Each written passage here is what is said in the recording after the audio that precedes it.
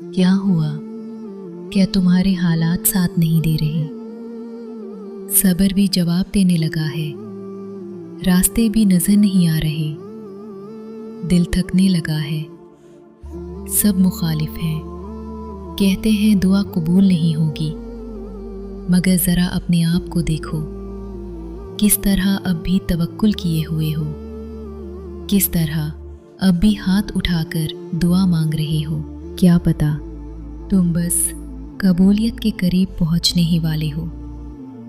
बस हिम्मत मत हारो और मायूस तो बिल्कुल भी ना होना।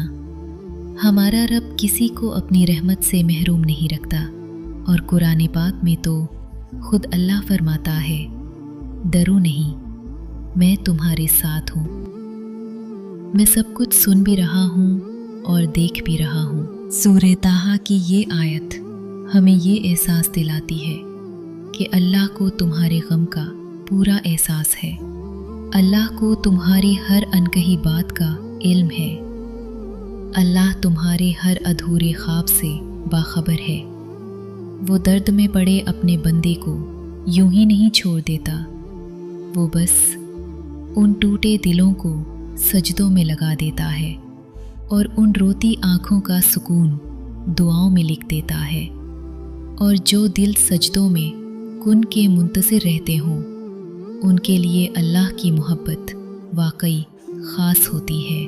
अल्लाह की मोहब्बत इतनी गहरी है कि अगर इंसान जाए नमाज पर बस सर झुका कर बैठ जाए, कुछ ना भी बोले, तब भी वो रब चंद लम्हों बाद ऐसा सुकून दिल में उतार देता है कि लगता है जैसे उस रब ने थके हुए दिल को समझा दिया हो। मेरे बंदे, ना उम्मीद मत हो, मैं हूं ना, सब ठीक कर दूंगा। और क्या हुआ जो हर तरफ अंधेरा नजर आ रहा है? क्या तुमने नहीं पढ़ा कि अल्लाह की रहमत से ना उम्मीद नहीं हुआ करते? इसलिए मायूस मत हो, अल्लाह है ना तुम्हारे साथ, वो सब देख लेगा। तुम बस परेशान मत हो।